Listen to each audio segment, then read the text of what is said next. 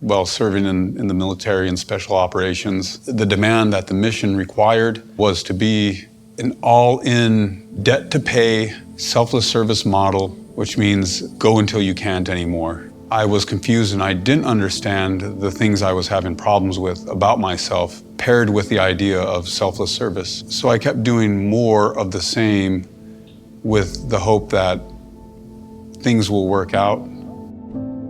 After retirement in March 2020, I'm not doing well with myself. Just a mental overload of everything that I've carried with me, and I end up in the hospital.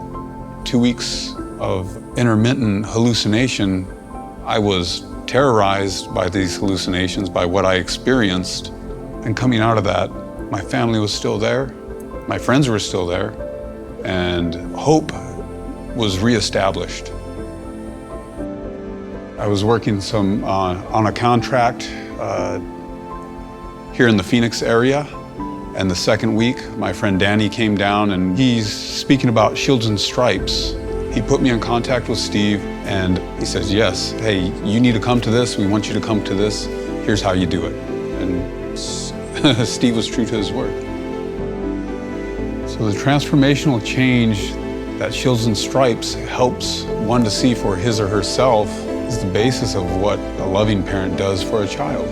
During our time in Exos, I'm so glad that I've experienced life with them because they are exactly like those from a standpoint or a perspective of being on a team, serving with others, or the best moments with the family. To see self-growth and improvement in all aspects, that is the power that is enough to get people to come out of their shell and to change their mind about doing something that there's no do-overs about.